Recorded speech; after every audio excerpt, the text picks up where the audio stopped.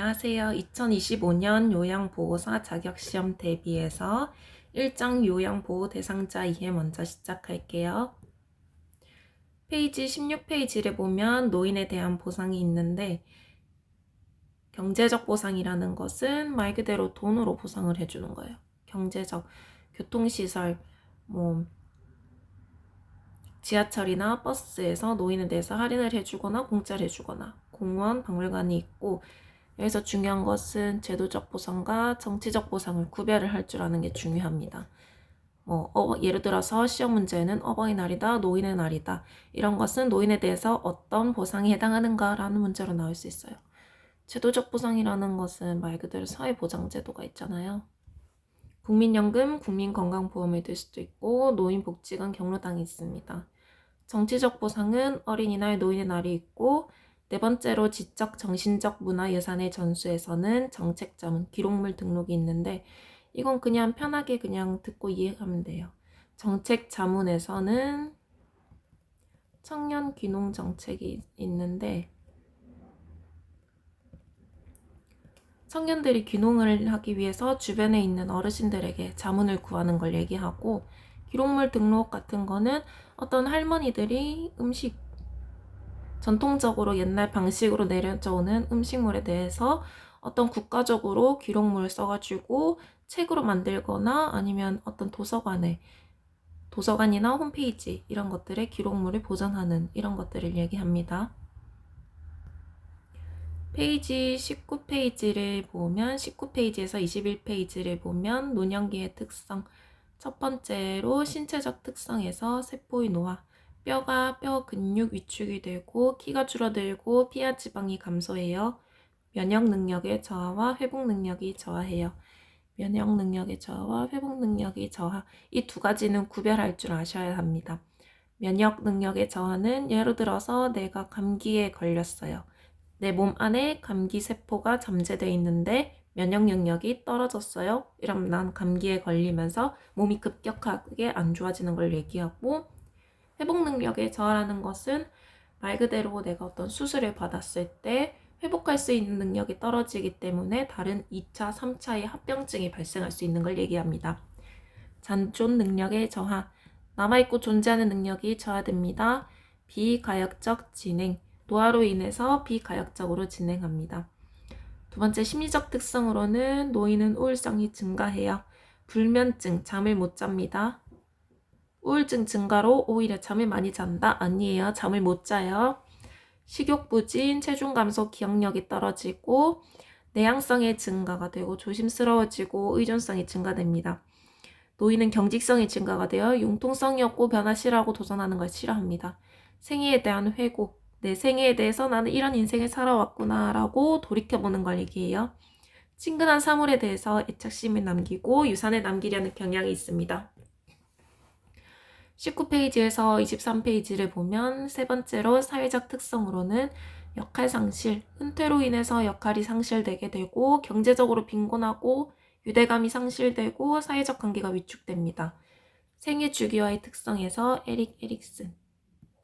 그래서 다른 건 다 필요 없고 노년기 때 자아통합성 대 절망감이라는 걸 기억하면 됩니다. 노년기 때는 내가 이런 인생을 살아왔구나. 나는 이런 주변 사람들을 다 등지어 왔고 자아통합성 때 나는 이런 인생을 살아왔구나. 내 주변 사람들, 내가 이때까지 지나왔던 과거들에 대해서 통합을 하기 시작해요. 통합을 하지 못하게 돼버리면 나는 왜 이런 인생을 살아왔지? 나는 왜 이렇게 힘들게 살아왔지? 나는 뭐 이뤄놓은 게 없어 라고 실망을 하고 절망감을 느끼게 됩니다. 이 노년기 때는 자아통합성 대 절망감 이건 외워주셔야 돼요. 노인 심리 파악하는 데 유용하고 이례적인 만남이 아닌 반복적인 만남으로 통해서 노년기 때 이러한 생애 주기 특성을 알고 상담하는 것은 중요하다라고 생각하시면 됩니다. 페이지 25에서 26페이지 가족관계의 변화에서 배우자가 죽었어요. 적응할 수 있는 제일 첫 번째로 느끼는 단계 상실감 이거 중요해요. 상실감과 우울을 느끼고 두 번째로 이제 받아들이고 이제 나는 나 혼자구나 라고 정체감을 지닙니다. 세 번째로는 이제 혼자 사는 삶을 적극적으로 개척하려고 노력을 합니다. 부모 자녀와의 관계에서 빈둥지 증후군. 자식이 독립을 했어요. 부모가 혼자 지내야 돼요. 빈둥지 증후군이 나타나게 되고, 수정 확대 가족. 이게 어떤 가족이냐라는 의미를 아셔야 됩니다. 자녀가 부모 근처에 살면서 부양을 하는 게 됩니다. 고부 갈등과 장서 갈등이 나타나게 됩니다. 페이지 27에서 34페이지를 보면 노인 부양 문제와 해결 방안에서 노인의 사고, 가로치로 고통이 있는데, 여기서는 빈곤해져요. 질병이 생깁니다. 고독해져요. 무위.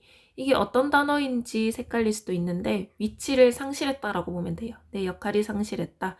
다음 중 사고에 해당하지 않는 것은 이렇게 시험 문제 나옵니다. 노인 부양의 해결 방안, 사회와 가족의 협력이 중요해요. 노인 부양을 위해 공적, 사적 부양이 모두 필요하다.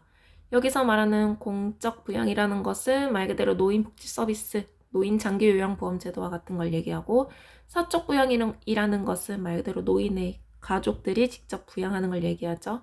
공적, 사적 모두 부양이 필요하다라는 걸 알면 되고, 세대 간의 갈등 조절을 하기 위해서는 국민연금 노인 장기 요양보험 제도를 통해 소득 재분배. 이게 처음에 무슨 말인지 잘 모를 수도 있는데, 소득 재분배라는 말은 노인이